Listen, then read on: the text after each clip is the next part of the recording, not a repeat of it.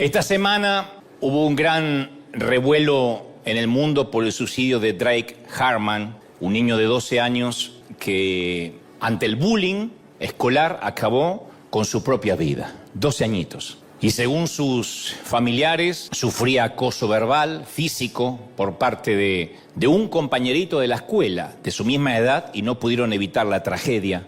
Y el lamentable hecho ocurrió en Utah, aquí en Estados Unidos. La mamá del niño expresó que la muerte de su hijo devino como resultado de la intimidación. Resulta que Drake habría regresado a casa con un ojo morado a principios de la semana y le había confiado a su hermana de 16 que la lesión se produjo durante un altercado físico con un compañero. El miércoles el niño faltó a la práctica de baloncesto y horas más tarde intentó quitarse la vida. Estas fotos las subió su propia familia. Su hermana de 16 años fue quien lo encontró casi sin vida y llegó muy grave al hospital y falleció el jueves por la mañana. Un pequeño y diminuto matón de unos 12 años le quitó las ganas y la esperanza de vivir al pequeño Drake. Y las imágenes conmueven porque este pequeño príncipe de ojos azules no merecía quitarse la vida. Uno dice, ¿por qué no lo habló? ¿Por qué no lo ayudaron? Uno tiene tantas cosas, ¿no?, para pensar si no lo vieron, si no supieron verlo a tiempo.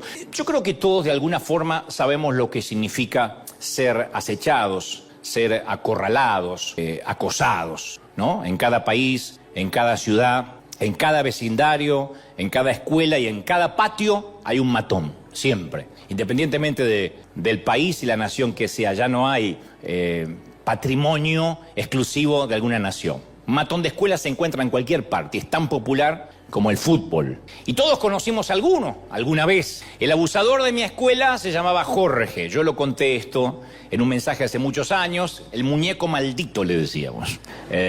Tenía cara de ángel, pero un carácter de demonio, literalmente. Pero nunca lo podían castigar, porque cuando las maestras, o el principal, o el director, iba a hablar con él, ponía sus ojitos claros y decía, yo no hice nada. Y nosotros parecíamos los demonios, él parecía literalmente un arcángel reencarnado en niño. Yo no estoy seguro a qué se dedica un vulnerador de 12 años cuando se transforma en un hombre adulto. De hecho, lo busqué en las redes algunos años después y no logré dar con él. Tal vez debería buscar, en los archivos de terrorismo internacional. Un buen día, allá por 6º grado, hice la brillante observación, pues yo siempre fui muy observador, hice la brillante observación de que Jorge se parecía a Chucky, el muñeco maldito. Se había puesto de moda la película Chucky, porque él tenía una sonrisa mordaz, satírica, ojos muy azules. Lo que le faltaba son las cicatrices del muñeco. Todo lo demás era muy similar. De verdad, la similitud era asombrosa. Y entonces cuando yo lo dije, en medio de una clase, produjo aullidos de aprobación del resto de los muchachos. Ese día lo bauticé como Chucky. Si querían saber cuál fue mi primer bautismo. Fue mi primer bautismo oficial. Hasta que llegó a oídos de Jorge. Y el buen diálogo, el debate ideológico no era lo fuerte de este muchacho. Su medio de comunicación favorito de este energúmeno era los golpes, ¿no es cierto? Por eso le decíamos el muñeco maldito. Entonces prefería los puños él antes que hablar. Y un día, yendo a la clase de educación física, íbamos a tener educación física muy cerca del colegio, en un patio más grande, él salió totalmente iracundo a mi encuentro. Por aquel entonces no me pedían fotos, ni que firmara libros, no era conocido. Así que todos sabíamos que la pelea era inevitable. Nadie dijo, no le van a pegar a Dante Gebel. No, yo no era nadie. Entonces también tenía mi sobrenombre que no te voy a decir porque no te importa. Aún los más duros de corazón que presenciaban esa catástrofe coincidían que una simple broma no merecía tamaña paliza. Entonces cuando el carnoso puño de Jorge, Chucky, el muñeco maldito, golpeó mi nariz, mi mejilla, mi frente, yo pensaba, ¿no habrá alguien que detenga esto? Y después de un rato Jorge se cansó de agregarle nuevos colores a mi rostro y todos estuvimos de acuerdo después de esa gran paliza de que probablemente no había sido una buena idea el burlarse de una persona que ya se afeitaba a los 12 años de edad. No había sido una buena idea, se enojó mucho. Y por el resto del semestre, porque esto fue a mitad de año, y entre tanto Chucky no tenía bronca con nadie más, o sea que nadie se ganara la ira de él, me vi en la desesperada obligación de buscar un escondite cada vez que Chucky estaba de mal humor. Me decían, Chucky te está buscando. Y yo decía, ¿cuándo caduca el pecado? Ya está, la causa tiene que caducar, prescribir, pero nunca prescribía, ¿no? Posiblemente nunca te hayas visto en esta situación, ¿no? O quizás sí, y sabes lo que es sentir el horror de escuchar tu nombre o tu apellido pronunciado por una voz chillona y burlona. Lo bueno es que quizás nunca contemplaste el suicidio, como en el peor de los casos de nuestro Drake Harman que te contaba al inicio. Lo normal es que este cuadro se vaya diluyendo a medida que nos hacemos adultos, a medida que nos hacemos grandes, ¿no? Y dejamos atrás el colegio, dejamos atrás la época infantil. Finalmente crecemos y pensar nosotros hoy en un matón de patio hasta nos causa una risa nostálgica. Decimos, bueno, sí, todos tuvimos uno de esos matones, espero que ninguno lo haya sido, ¿no? Pero de algún modo recordamos esa sensación. El acoso escolar somete a sus víctimas a sufrir un estrés de manera sostenida, un estrés que un niño no está capacitado para sobrellevar. Eso es una perversión. Perversión es cuando se pervierte el uso natural de algo, de alguien. Y un niño no está capacitado para llevar adelante tanto estrés sostenido todos los días un año lectivo. Vestirse por la mañana y preguntarse con qué o con quién me encontraré hoy en clase. ¿Me pongo esta ropa o me van a decir algo? Si pregunto alguna duda, ¿comenzarán a reírse? Niños que se ven afectados en su desarrollo académico, puesto que no quieren preguntar, de manera que no se burlen de él. De alguna manera también lo mío, al ponerle Chucky a Jorge, era una suerte de acoso. Nada más que yo no estaba dispuesto a sostenerlo, era un bautismo por única vez, como dice la Biblia. No era mantenerlo. Pero luego él se dedicó a acosarme por mucho tiempo. Entonces, pensemos que un niño de 10, 13 o 15 años, aunque parezca muy grande, es agredido cada día por cómo es su cuerpo, por cómo se mueve, por cómo habla, o por cualquier otra circunstancia que está fuera de su control. O por su vestimenta, o porque es pobre, o porque es rico, o porque es rubio, o porque es moreno, etc. Y es expuesto en evidencia ante todos. Y cuando esto ocurre no es fácil que esa persona aprenda a confiar en sus propias capacidades, que tenga una imagen positiva de sí misma cuando adulto. No es que eso quede atrás siempre y ya me olvidé. Porque la estima de un niño, cuando justamente se está formando, cuando justamente se está haciendo mujer u hombre, empieza a degradarse un poquito todos los días, a esmerilizarse. Es como una suerte de cincel que va quitando parte de su estima.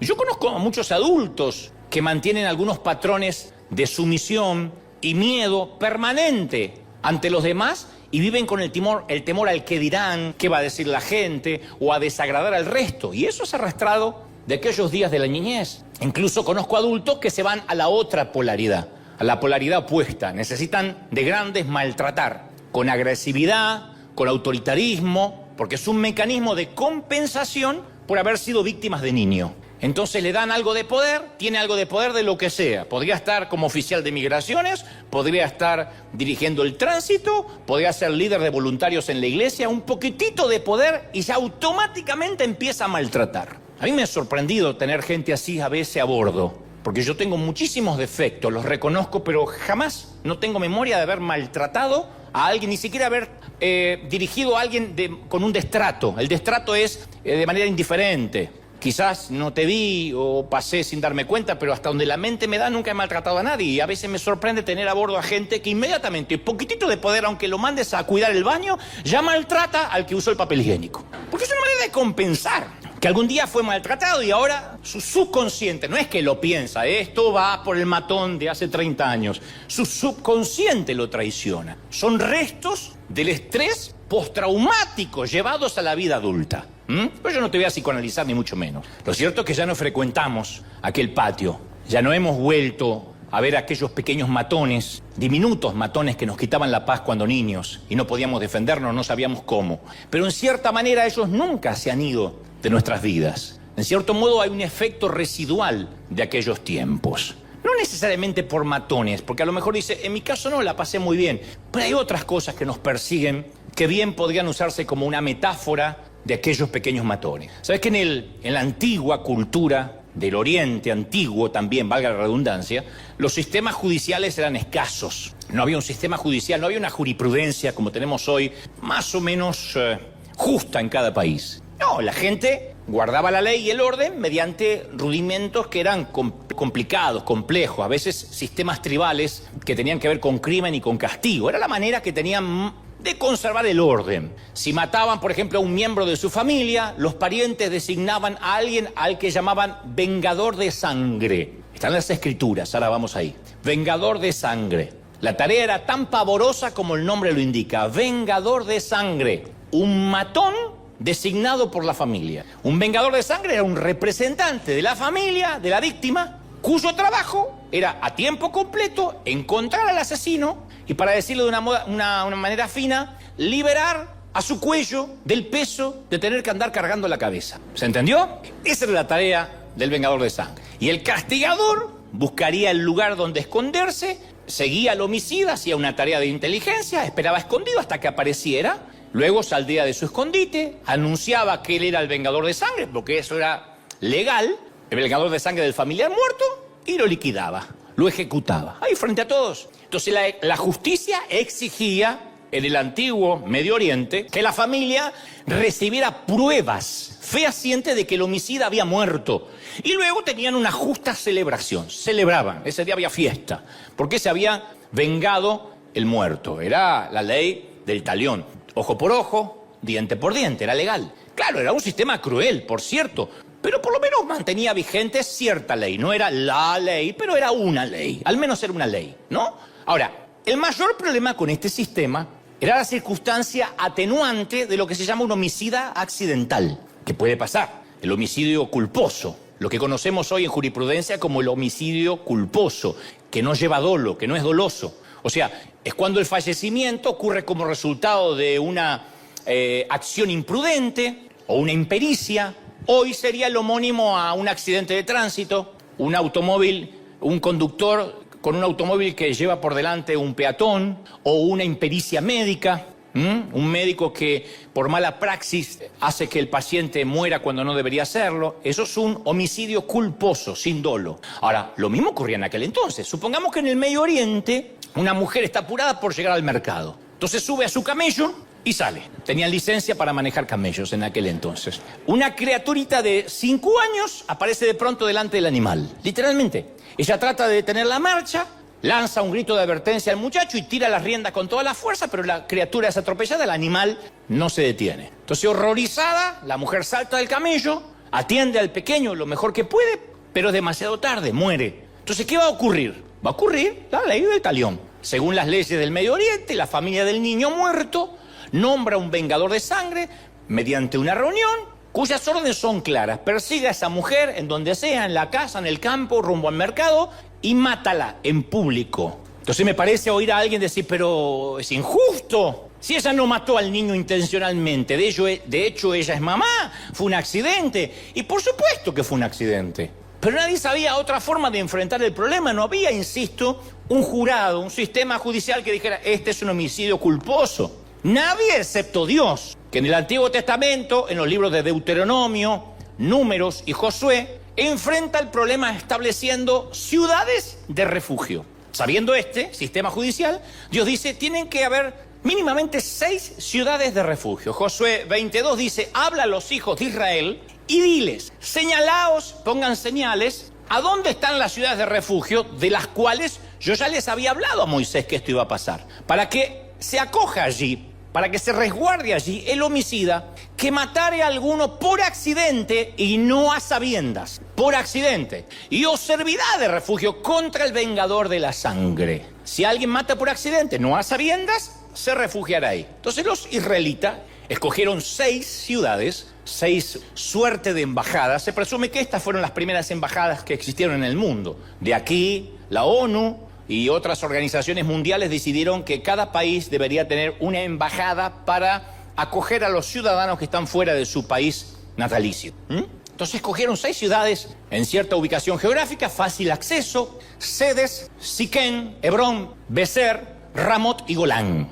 Nombres lindos para tus hijos el día que quieras tenerlos, te los regalo. Por todo Israel pusieron señales indicando el camino de las 6 ciudades. Entonces, si alguien cometía un homicidio, insisto, involuntario, accidental, podía correr a la ciudad de refugio más cercana donde había ocurrido el hecho, el infortunio.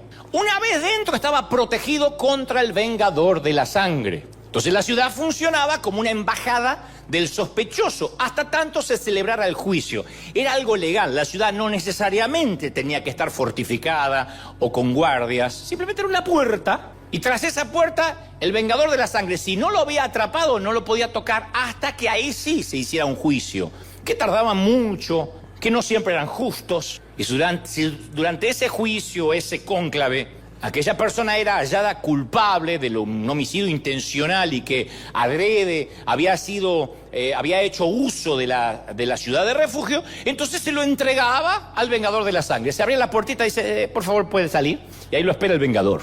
Pero si se determinaba que había sido un accidente, las autoridades locales le otorgaban el derecho a vivir. Y obviamente el vengador de la sangre no podía tocarlo. Y las ciudades de refugio fueron planeadas desde el corazón mismo de Dios, en una suerte de metáfora, de representación, de parábola, aunque esto es real, pero una suerte de metáfora de cómo Dios nos protege del bullying que a veces nos ocasiona la vida, que a veces nos ocasiona simplemente el trajín cotidiano. El Salmo 91.4 dice que ahí se encuentra uno de los más hermosos cuadros de refugio espiritual. Dice, con sus alas te cubrirá.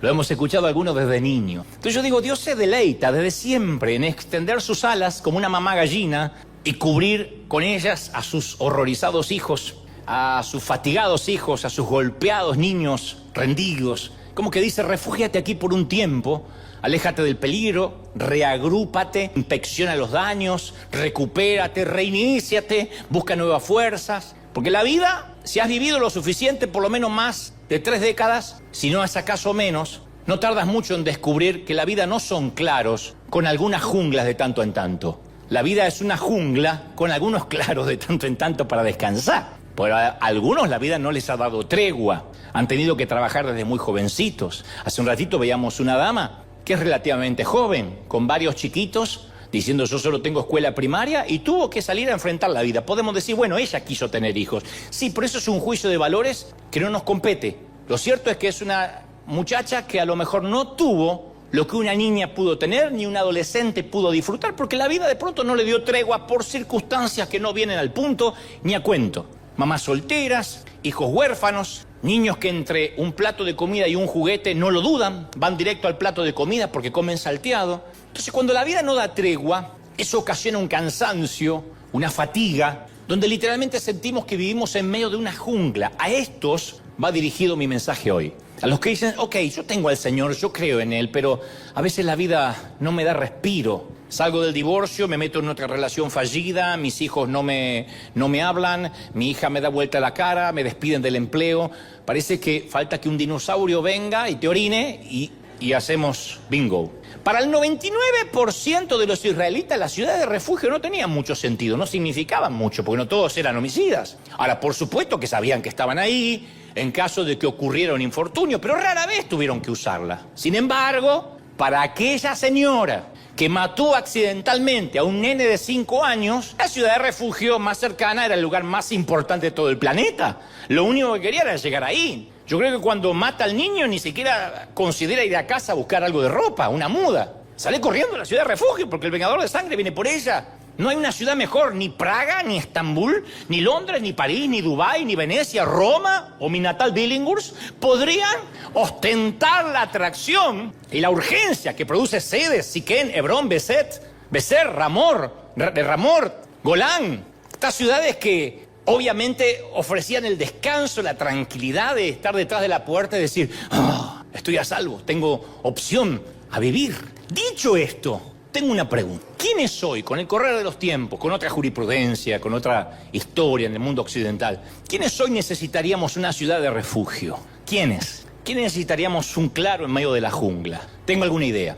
Las personas oprimidas, las personas cansadas, esas que los lunes ya comienzan cansados la semana, aunque el domingo a lo mejor durmieron un poco más temprano. Las personas atemorizadas, las personas enlutadas que están cansadas de tener dolor. Algunos saben de esto, podrían darme cátedra de lo que es no poder respirar profundo porque hay un dolor que no se va. Con los años uno se va olvidando de la voz de su papá. Todavía recuerdo la voz de mi papá, pero ya estoy olvidando la voz de mi madre. Y me preocupa no tenerla grabada por allí. Digo, ¿cómo no se me ocurrió? Porque se me van olvidando las voces y con el tiempo sé que se me van a ir desdibujando los rostros. Pero ¿cómo hace un padre, y es bíblico, para olvidarse de la voz de un niño, de su hijo? ¿Cómo te recuperas del dolor de arrojar un puñado de tierra sobre un ataúd blanco o besar una frente fría, como veíamos hace un momento ese papá destruido, a un niño al cual no pudiste ayudar? ¿Cómo te recuperas de eso? ¿Sabe lo que pasará? Ese papá estará harto de tener dolor de aquí a una década, a 2 y a 3. ¿Quién necesita una ciudad de refugio? Las personas preocupadas, las personas frustradas, las personas solitarias que se sienten solas a pesar de estar en compañía, porque la soledad no es ausencia de rostros, sino ausencia de intimidad. Las personas quebrantadas, las personas que han sido atacadas injustamente y no te lo mereces. No mereces tamaña paliza del matón del patio. El Salmo 9:9 promete: Jehová será refugio del pobre, refugio para el tiempo de angustia. Te define esta palabra: estoy angustiado. La angustia es eso que no se explica. Estoy angustiado porque hay gente que se angustia porque sí. Y no te estoy subestimando ni soy irónico.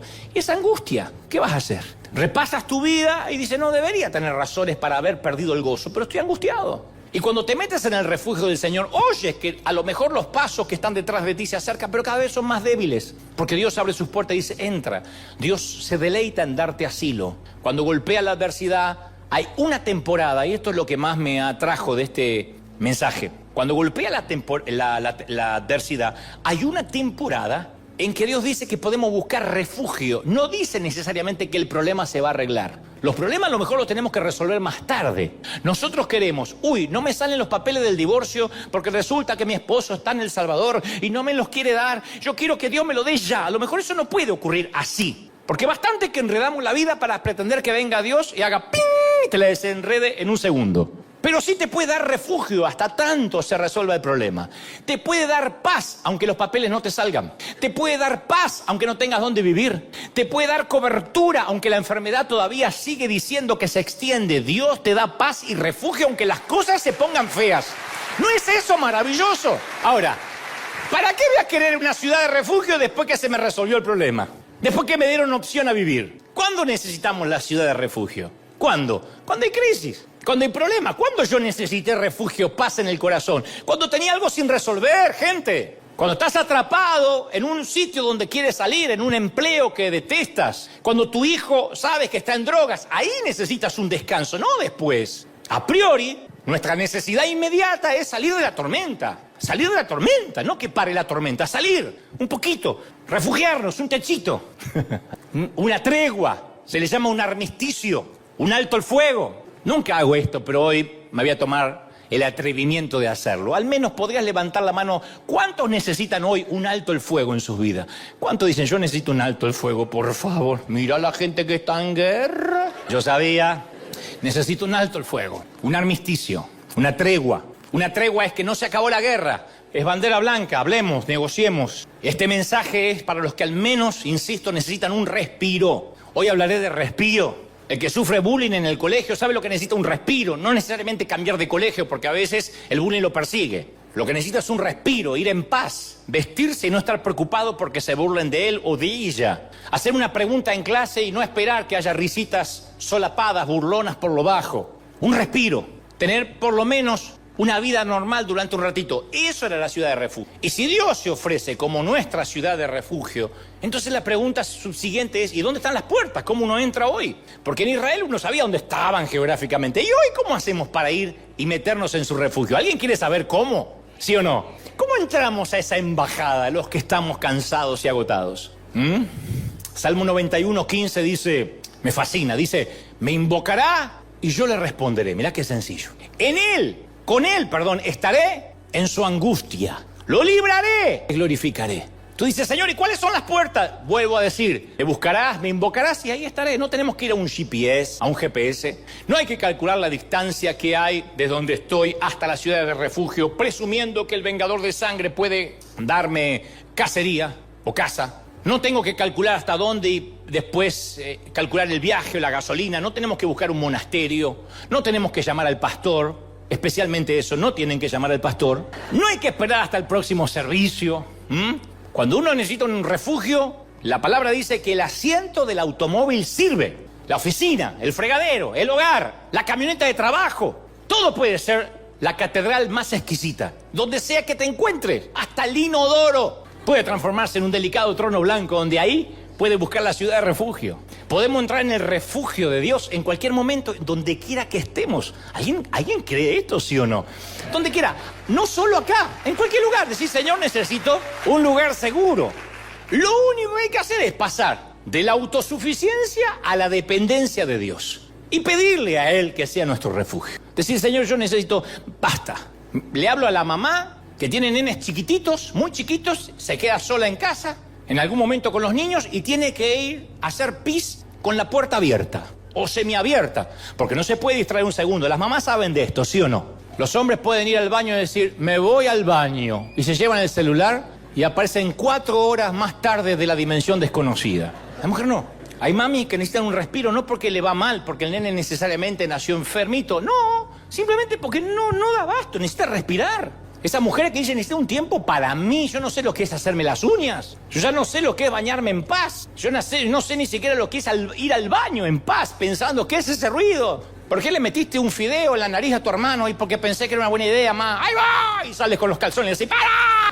¿Necesita un respiro o no? Pues unos creen que necesitar un respiro es necesariamente salir de la metástasis. No, a veces es la vida. La vida es lo que nos va cansando. Hace algunos años yo tuve un vuelo traumático que conté en varias ocasiones, un vuelo traumático despegando de Israel. Fue hace varios años y de aquel día abrí una pequeña puerta de miedo, una pequeña puerta que se transformó en aerofobia y permití que eso se apoderara de mí por un buen tiempo. Hasta ese entonces, aclaro, yo había volado varias millas, millones de millas, pero aquel despegue de Tel Aviv me había marcado, me había traumatizado. Un rayo literalmente tocó el avión en el momento del despegue. Para mí fue como una bomba de propano y vi a toda la gente rezar, orar. Ahí descubrí que nadie muere ateo. Nadie dijo, bueno, me comen los gusanos, no, todo el día. Había musulmanes, había judíos, todos algunos decían, otro aleluya, otro agarraba la virgencita. Nadie quedó sin orar, todo el mundo. Cuando el avión ya se niveló, levantamos la ofrenda, porque ya había terminado el servicio. Y a partir de ese vuelo traumático, la ansiedad no me dejaba respirar, tan solo al abordar el avión, tuve mucho miedo. Ahora, convengamos esto, a mí no me importaba que me dijeran una y otra vez que el avión es el método de transporte más seguro del mundo, que lo es. Un piloto amigo con el que tuve que hablar me dijo que a diario vuelan unos 180.000 aviones sobre nuestras cabezas en todo el mundo. Lo que pasa es que noticias cuando el avión se cae, no cuando el avión llega. Nunca vamos a abrir el periódico y decir, hoy llegaron los 180.000 aviones. No, la noticia es cuando alguno se cae. Pero la probabilidad de morir en un accidente de avión es mínima, es 1 en 2.4 millones. Y generalmente no es por una falla mecánica, es por un error humano. 1 cada 2.4 millones. En cambio, cada año mueren 1.350.000 personas en accidentes de tránsito, moto, peatones, en todo el mundo. Es la octava muerte a nivel global. La octava, causa de muerte a nivel global, el accidente de tránsito. O sea, es más peligroso subirte a un auto, esto para que se vayan asustados hoy a casa, que subir a un avión. Ahora, a ver esto. Yo no tenía miedo a morir. Porque ustedes dirán, ¿y cómo un hijo de Dios? No tenía miedo a morir. O sea, ¿qué va a pasar conmigo después que me muero? Sino a la manera en que eso iba a pasar. A mí me gustaría morir en una cama tibia, o como Mel Gibson gritando ¡Libertad! Algo histórico. Yo pensaba, si muero en un accidente de tránsito, es rápido. Pero yo no quiero caer durante 7 minutos eternos desde 12.000 metros de altura a 350.000 kilómetros por hora.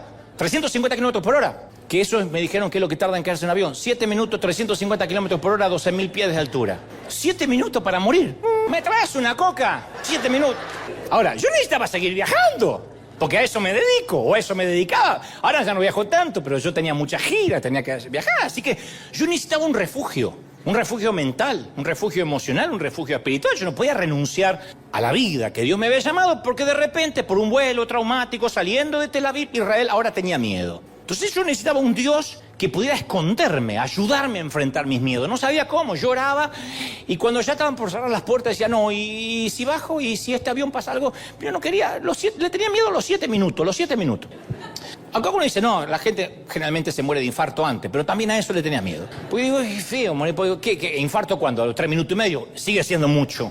Y a pesar de que había volado muchos años por todos los continentes, se me ocurrió una idea para lidiar con este nuevo temor. Simularía ser un pasajero primerizo cada vez que subía. Apenas el avión comenzaba a moverse, yo llamaba a la azafata, tin, tin, tin, tin. La azafata venía el auxiliar de vuelo, y yo le decía, perdón, ¿es normal que se mueva así el avión? Yo no le mentía, nunca le dije, es la primera vez que viajo, porque era un viejo veterano viajero. Pero ponía cara de novato, ¿es normal? Y la muchacha me tranquilizaba. Me explicaba que no había de qué alarmarse, y aunque decía cosas que yo ya sabía de memoria, mi razonamiento era el siguiente, porque ustedes dirán, pero un tipo tan inteligente, necesitaban que le digan todos los días, no. Mi razonamiento era, si esta mujer sospechara que nos estamos por estrellar, no estaría hablando conmigo, se estaría poniendo el paracaídas ya. Si viene a hablar conmigo y está así moviéndose tranquilo, es porque, digo, ella se va a enterar primero que yo. Si el comandante no le dijo que nos estrellamos, porque está todo bien. Entonces yo, si la mantenía durante toda la turbulencia hablando conmigo, todo estaba bien. Esa fue mi manera de lidiar con el temor por varios meses. El avión se mueve, llamo a una tripulante y ella me ministra. Nunca conté esto, pero bueno, había un momento que había que hacerlo.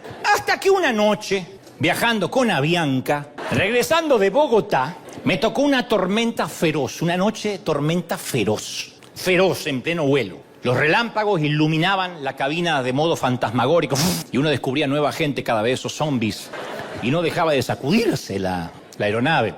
De manera que dije mi método otra vez. Llamé una vez más al auxiliar de vuelo y esta vez era una señora veterana, no digo vieja, veterana. Fíjense que cuidé el léxico. Ustedes pensaron en vieja, yo no dije, yo dije veterana, de mucho vuelo, mucho millaje. No en subida, volando. Lucía como una madre. Cabello perfectamente recogido, anteojos, sonriente. Arjona diría, es una señora de 6 décadas, ¿no?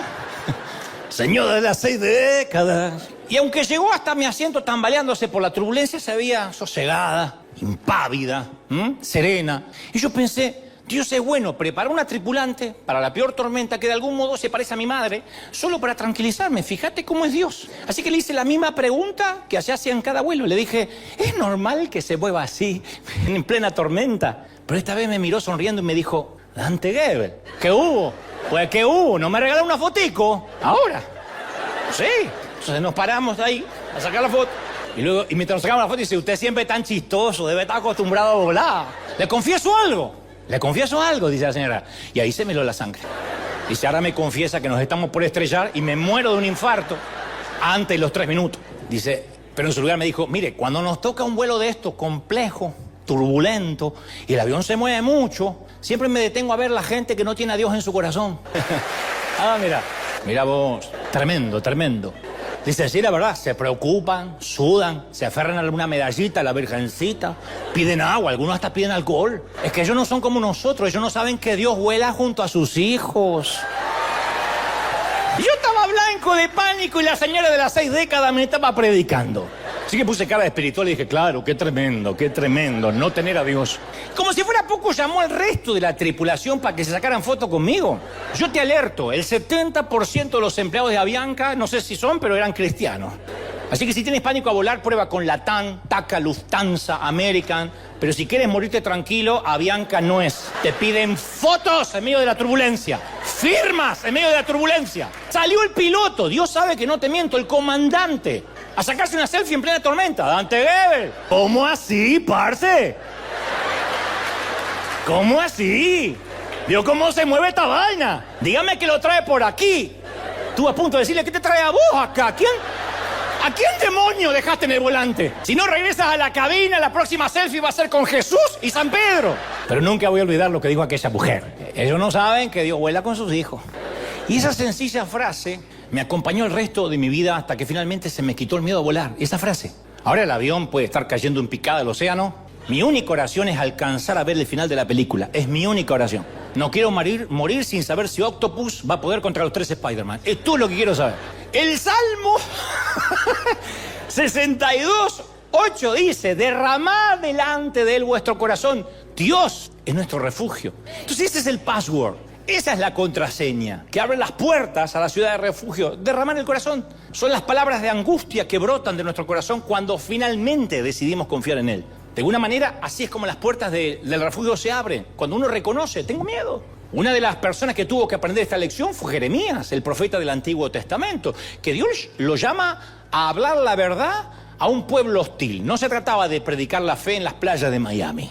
Era sencillamente la gente que no quería oír la palabra de Dios. Entonces trataron de hacerlo callar a Jeremías, no lo consiguieron, lo golpearon, lo pusieron en un cepo frente a la puerta pública de la ciudad y así humillado, todo el mundo venía y le hacía bullying, los matones del patio de la época le hacían bullying. Completamente humillado en un cepo en la puerta de la ciudad. Y él se sentía tan agotado por ese matonismo que describe en su propio libro, el que lleva su nombre, dice: cada día he sido escarnecido, cada cual se burla de mí, porque la palabra de Jehová me ha sido para afrenta y escarnio. O sea, Dios me mandó a hacer algo que me hizo ganar el odio de la gente. Y sigue malhumorado porque en Jeremías 20:14 expresa: maldito el día en que nací, el día en que mi madre dio a luz, no sea bendito. Maldito el hombre que dio las buenas nuevas de mi nacimiento y le dijo a mi padre: un hijo varón te ha nacido. Cuando uno dice palabras como estas, tan álgidas, tan duras, es porque está en el punto más bajo, porque perdimos las ganas de estar vivos. Está diciendo: odio mi cumpleaños, incluso odio al tipo que regaló obsequios anunciando mi nacimiento. A ese punto llegó Jeremías. Y de pronto uno sigue leyendo y el tipo se recupera, como que reflexiona. Dice: mas Jehová está conmigo como poderoso gigante. Y dice: cantad a Jehová. Uno dice: pero este tipo es bipolar. No, es que se dio cuenta. Cantad a Jehová, porque ha librado el alma del pobre de mano de los malignos. Entonces esta oración muestra que Jeremías dijo: un momento, señores, está bien, la estoy pasando mal, pero todavía estoy vivo por alguna razón. O sea, todavía me siento protegido. Él dijo: es cierto. Es como el comandante del vuelo. Esto está bien berraco, parce. Pero ahora recuerdo, dijo Jeremías, que ellos no saben que Dios vuela junto a sus hijos. Aunque esté en el cepo, ellos no saben que Dios vuela junto a sus hijos. Alguien tiene que decir amén.